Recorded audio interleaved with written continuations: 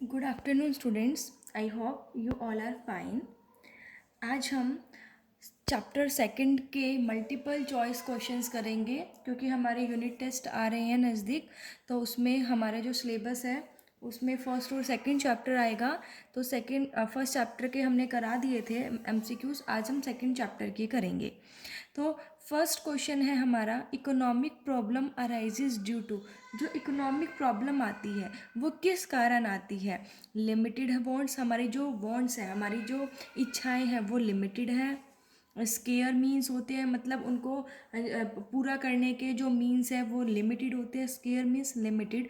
और उनके alternative uses होते हैं, मीन्स एक से ज़्यादा यूजेस होते हैं। तो हमें भी पता है कि इकोनॉमिक प्रॉब्लम क्यों राइज होती है, लिमिटेड वॉन्ट्स होते हैं। नो, हमारे जो वॉन्ट्स हैं, हमारी जो चाह वो अनलिमिटेड होती है और उनको पूरा करने के जो रिसोर्सेज हैं वो लिमिटेड होते हैं, है ना। और उनके एक से ज़्यादा यूज़ भी होते हैं। तो इकोनॉमिक प्रॉब्लम किस वजह से राइज हो गई? एक तो स्केयर मीन्स की वजह से और उसके अल्टरनेटिव यूज़ होना, एक से ज़्यादा यूज़ होना, इसलिए इकोनॉमिक प्रॉब्लम अराइज होती है। सो इसका राइट आंसर क्या होगा? D, both B and C. So our second question is slope of production possibility curve. हमने स्टडी किया था कि प्रोडक्शन पॉसिबिलिटी कर्व क्या होता है। तो उसकी जो स्लोप है वो क्या होती है? Straight line, convex to the point of origin, concave to the point of origin and none of this. हमने पढ़ा था कि जो प्रोडक्शन पॉसिबिलिटी कर्व की स्लोप होती है वो concave to the point of origin होती है। हमने रीज़न भी पढ़ा था चैप्टर में कि क्यों होती है, ठीक है। थर्ड है हमारा, the problem of what to produce relates to. What to produce की जो प्रॉब्लम है वो किससे रिलेटेड होती है? The choice of technique, technique choice करने से रिलेटेड, डिस्ट्रीब्यूशन ऑफ इनकम से related, market value of the goods and service से related, the choice of goods and service से रिलेटेड। हमें पता है कि व्हाट टू प्रोड्यूस, क्या प्रोड्यूस करना है, मतलब कौन से गुड्स एंड सर्विस प्रोड्यूस करें हम, तो चॉइस आ गई यहाँ पर। तो जो problem of what to produce है वो किससे रिलेटेड होती है बेटा? The choice of goods and services. Next हमारा फोर्थ क्वेश्चन है, which of the following is related to the problem how to produce. कौन सी जो है इनमें से कौन सी प्रॉब्लम जो हाउ टू प्रोड्यूस से कौन सा रिलेटेड है? देखें, factoral distribution of income, the choice of technique, the choice of product, none of this. बिल्कुल, हाउ टू प्रोड्यूस में हम क्या करते थे कि कौन सी टेक्निक जो हमें यूज़ करनी है, लेबर इंटेंसिव टेक्निक या capital intensive technique. So our right answer is B, the choice of technique. Next question is, in the diagram alongside figure, ये जो हमारे पास फिगर दे रखी है, inefficient use of resources is shown by. जो inefficient use of resources है वो कौन सा शो कर रहा है? देखो, जो इसके ऊपर है, ठीक है, पीपीसी के ऊपर है, वो तो हमारे एफिशिएंट हो गए, ठीक है। जो इन एफिशिएंट रिसोर्सेज हैं along side, in the diagram along side, diagram के ऊपर पूछा, अलोंग साइड अंदर के अंदर अंदर, ठीक है। इन एफिशिएंट यूज ऑफ रिसोर्सेज कौन सा शो कर रहा है इनमें से? ए बी सी कौन सा शो कर रहा है? पॉइंट सी, क्योंकि इसके ऊपर जो है वो क्या हो गए? एफिशिएंट हो गए, ठीक है। ये सारे क्या इनएफिशिएंट है। तो हमारा राइट आंसर क्या हो जाएगा? पॉइंट सी, ठीक है। अलोंग साइड पूछा है, इन द डायग्राम अलोंग साइड, जो अंदर की साइड है, ठीक है। जो हमारा पॉइंट ये है ना, सी, तो ये क्या है? Inefficient use of resource. फिर है, वहन and economy is operating on the production possibility curve. मान लीजिए ये हमारा प्रोडक्शन पॉसिबिलिटी कर्व है, इसके ऊपर जो पॉइंट है, ठीक है, इकोनॉमी जो है वो इसी पर चल रही है, पीपीसी के ऊपर। इट मीन्स पोटेंशियल आउटपुट जो है वो ग्रेटर देन एक्चुअल आउटपुट है। पोटेंशियल आउटपुट मतलब जितना हम कर सकते हैं, एक्चुअल मतलब जितना हम कर रहे हैं वो एक्चुअल आउटपुट के इक्वल है। पोटेंशियल आउटपुट जो है वो एक्चुअल आउटपुट से लेस देन है। एंड लास्ट है हमारा नन ऑफ दीज। तो देखो, जब इकोनॉमी जो है पीपीसी पर काम करती है, पीपीसी के ऊपर रहती है, तो इट मीन्स हम क्या है, ये क्या शो कर रही है कि हमारा जो पोटेंशियल आउटपुट है वो एक्चुअल आउटपुट के इक्वल होता है, ठीक है। नेक्स्ट है हमारा, the unattainable combination of output is shown by. इसी फिगर के अंदर हमें ये बताना है कि अनअटेनेबल, अनअटेनेबल जहाँ तक हम पहुँच ही नहीं सकते भाई, ये जो पॉइंट अंदर है ये अभी अटेन बन सकता है, ठीक है, अभी अच्छे से रिसोर्सेज का यूटिलाइजेशन नहीं हुआ है, लेकिन कोई पॉइंट बाहर है, ठीक है, बाहर, वहाँ तक तो हम पहुँच ही नहीं सकते, हमारी रिसोर्सेज का भी फुल्ली यूटिलाइजेशन हो चुका है और हमारी टेक्नोलॉजी भी कांस्टेंट रहती है। तो कौन सा शो करेगा हमारा ये?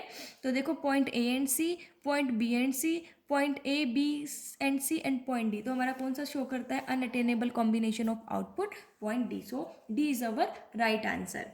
Our next question is increase growth of resources implies that production possibility curve। जब resources की growth होती है तो production possibility curve किधर shift होता है, right की तरफ, left की तरफ, या rotate होता है right में, या none of these। तो जब हमारा production possibility जो curve है, ठीक है, उसके अंदर जब हमारी रिसोर्सेज की ग्रोथ हो रही है, रिसोर्सेज बढ़ रहे हैं, तो इट मीन्स हमारा जो प्रोडक्शन पॉसिबिलिटी करो वो राइट की तरफ शिफ्ट होगा, ठीक है, और डिक्रीज होते हैं तो लेफ्ट की तरफ। तो हमारा राइट आंसर क्या होगा? A is our right answer.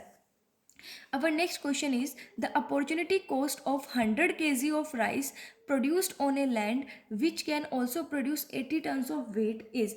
देखो, एक जो लैंड है उसके अंदर हम 100 kg ऑफ राइस प्रोड्यूस कर सकते हैं या फिर 80 टन्स ऑफ वेट प्रोड्यूस कर सकते हैं। तो जो अपॉर्चुनिटी कॉस्ट, भाई हम अपॉर्चुनिटी कॉस्ट जो हम बेस्ट ऑल्टरनेटिव यूज़ करते हैं उसके लिए जो हम सेक्रीफाइस करते हैं, भाई या तो मैं 100 किलो राइस उगा लूँ या 80 टन वीट, तो मैंने 100 किलो क्या कर दिया, राइस उगाए, तो इसकी अपॉर्चुनिटी कॉस्ट क्या होगी? इसके लिए सेक्रीफाइस किसको किया मैंने, किसको किया? 80 टन्स ऑफ वीट। तो जो हमारा 80 टन्स ऑफ वीट है वो क्या हो जाएगा? Right answer. देखो 4 ऑप्शन है, 100 kg of wheat, 8000 tons of wheat, 80 tons of wheat, none of this. तो so B is our right answer. Next, the following table shows that production possibility of cricket bats and sarees of an imaginary economy। कि imaginary economy में क्या क्या है? Cricket ball दे रखी की production दे रखा है और साड़ी का। ये कहता है if the production of cricket bat is increase from 3000 to 4000।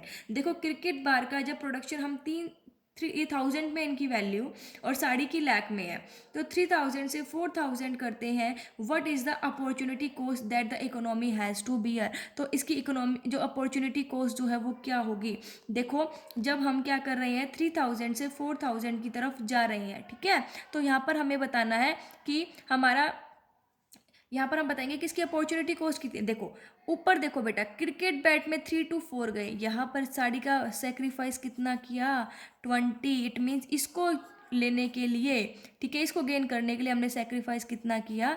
20 lakh saris. तो 20 lakh saris is our right answer, ठीक है। फिर है concavity of production possibility curve implies. जो कॉन्केविटी होती है प्रोडक्शन पॉसिबिलिटी कर्व की, वो क्या शो करती है कि इसकी स्लोप इंक्रीजिंग है, डिक्रीजिंग है, कांस्टेंट है, या नॉन ऑफ दिस। तो हमें पता है कॉन्केविटी क्या शो करती है कि जो प्रोडक्शन पॉसिबिलिटी कर्व की स्लोप है वो क्या है? इंक्रीजिंग है। So this is our right answer. अब our next question is in figure 17, ये हमारे पास फिगर है, ठीक है, rotation of production possibility curve from A B to A B one shows. देखो यहाँ पर क्या हो रहा है, जो प्रोडक्शन पॉसिबिलिटी कर्व है उसका रोटेशन हुआ। देखो क्या ये ए बी है, यहाँ से क्या हो गया, ये रोटेट हो गया, ठीक है। ए बी वन क्या शो कर रहा है कि रिसोर्सेज इंक्रीज हो रहे हैं, डिक्रीज हो रहे हैं, टेक्नोलॉजी गुड ए की इंप्रूवमेंट हो रही है, गुड बी की टेक्नोलॉजी इंप्रूव हो रही है। देखो बेटा गुड ए वहीं का वहीं है ए पे, ठीक है, गुड ए यही है, इसमें कोई भी क्या नहीं हुआ इसके अंदर, मतलब इसके अंदर कुछ जो इसकी टेक्नोलॉजी है, ठीक है, या इसके रिसोर्सेज ग्रोथ नहीं हुई है उनकी, ना ही इसकी टेक्नोलॉजी में इंप्रूव आया। देखो गुड ए की, लेकिन जो गुड बी की है वो क्या हो गई? इंक्रीज हो गई। इट मीन्स जब रोटेट कब होता है, या तो हमारी टेक्नोलॉजी में इंप्रूवमेंट हो, ठीक है, गुड ए में हो या फिर गुड बी में हो। तो यहाँ पर गुड बी में हुआ है, ठीक है, इंप्रूवमेंट किस में हुआ है? गुड बी में। तो ये क्या शो करता है कि क्या शो करेगा? जो ए बी से ए बी वन हो गया, इट मीन्स जो गुड बी की टेक्नोलॉजी है वो क्या हुई है? इम्प्रूव हुई है। नेक्स्ट है हमारा the shape of transformation curve is changed by. जो ट्रांसफॉर्मेशन कर्व की जो शेप है वो कैसे चेंज होती है, किस कारण होती है बताओ? अपॉर्चुनिटी कॉस्ट के कारण, टोटल कॉस्ट के कारण, मार्जिनल अपॉर्चुनिटी कॉस्ट के कारण, या नन ऑफ दीज। हमें पता है कि ट्रांसफॉर्मेशन कर्व की जो शेप कैसे चेंज होती है, क्या रीजन होता है? Marginal opportunity cost. जो मार्जिनल अपॉर्चुनिटी कॉस्ट है उसके कारण जो ट्रांसफॉर्मेशन कर्व की जो शेप है वो चेंज होती है। नेक्स्ट है when some resources are shifted from use one to use to.